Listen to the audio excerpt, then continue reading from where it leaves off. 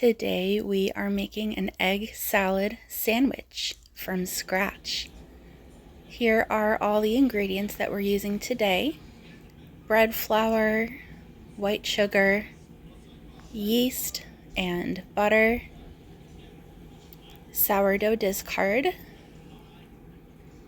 eggs and milk, salt and pepper, and mayonnaise too. Let's get started. This kitchen scale has probably been the best investment, especially since I started cooking with sourdough. Pretty much everything needs to be in grams. It makes cooking so much more easy and precise. You'll start with 250 grams of milk and warm it up. You don't want it boiling because that will kill the yeast, so just nice and warm. And then you'll tear out your scale and measure out 100 grams of butter. And as always, it's easier with two hands, but I'm using one hand for the camera, so we're making it work. And then you'll warm up the butter. I just use the microwave, it's easiest for me. I like to warm it up at a lower temperature, so 40% power works for me. And then you'll add 7 grams of yeast. And sometimes my phone doesn't always record, so I do the best I can for the videos. And then you'll add 50 grams of sugar.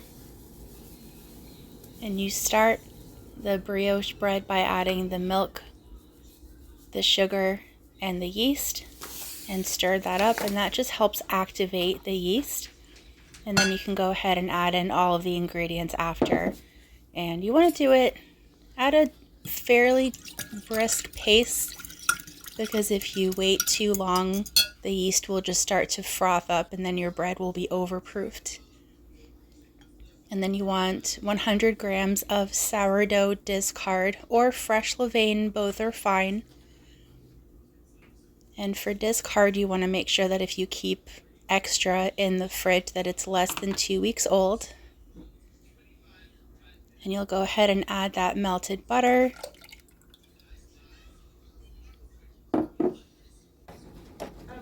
And we are finishing up our farm fresh eggs. This has been such a fun project.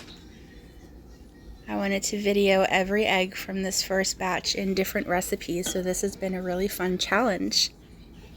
You'll separate the egg yolks and the whites. You'll add the 2 egg yolks, and we'll save the whites for later.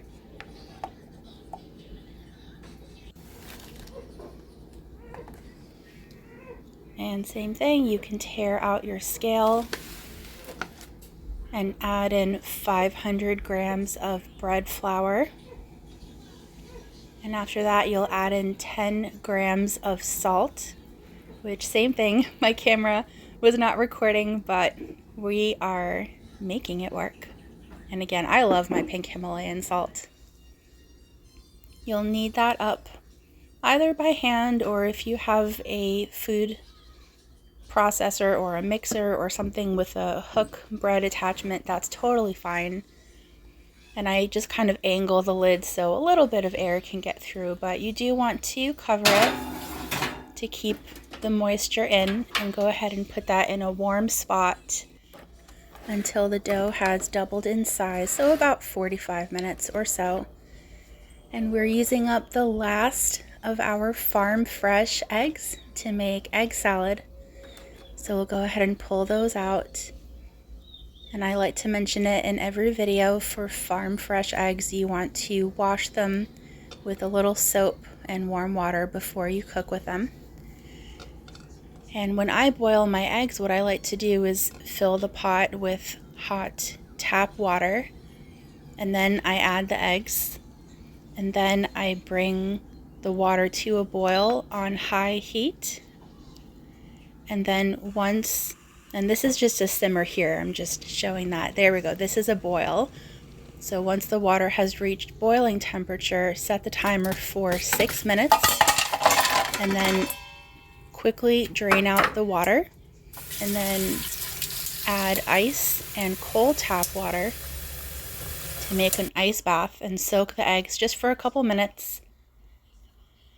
And I find this stops the cooking process, and for large eggs, it cooks them perfectly every single time. Of course, there's 100 ways to boil eggs. This is just a way that's easy for me to keep track of everything. And look at these eggs, they peel so easily. The peel just slides right off. Let's give it a little rinse. There we go. And once you have all of your eggs peeled, you'll add your seasoning. And this was a really quick recipe today, so I just went ahead and added the basics, which is mayonnaise, salt, and pepper. But there are endless variations. You can add paprika, chives, dill. There's all different kinds of spices and herbs that you can add. It's really whatever tastes good for you. And then go ahead and mash everything up until it's all mixed in together. And you want to do a little taste test with a clean spoon, and then you can adjust the seasonings as needed. And once the dough has doubled, you'll go ahead and pull it out. And the trick that I've found is that I tear out the scale with the empty Pyrex, and then I can measure exactly how much the dough weighs, and then I can do the math. Whereas for today, I'm making 8 rolls, so I take the weight and divide it by 8. If you're making 6 rolls, you divide it by 6, and that way every roll is exactly the same size. And then you'll go ahead and form the rolls and cover them. I used plastic wrap and put them in a warm spot. This oven is not on or hot, it's just the light right now. And once the rolls have puffed up nicely, in approximately 20 minutes, you'll pull those out.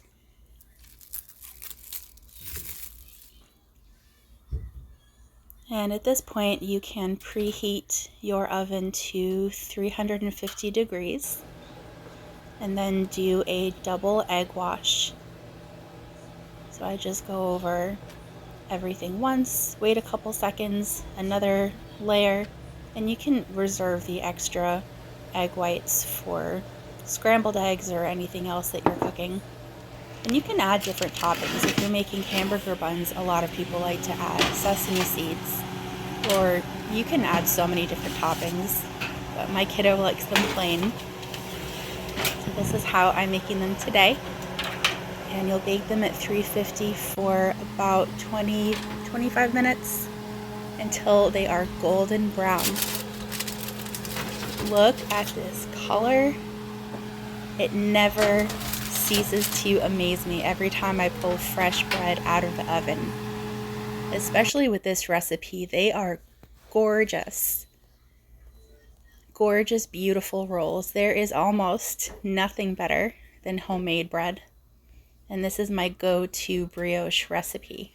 I use this recipe base for everything, especially because it freezes well. So once your bread has cooled to room temperature, you can just go ahead and pop any extras in the freezer. And today I was just in the mood for electrolytes. I usually add double the amount of water, and then I put it in the fridge. That's how it tastes good for me. Especially in the summertime, it's nice. And when you're making your egg salad sandwich, I was just doing this one quickly, but you can add all different kinds of things to your sandwich, whatever tastes good for you. You can add lettuce, tomato, pickles, really anything. Let's take a bite. Test out all of our hard work today. And this sandwich tasted amazing. It's simple, but sometimes that's all you need. Simple, homemade, fresh, from scratch. You don't need to overthink it. Thank you for joining us today. Bitte avon.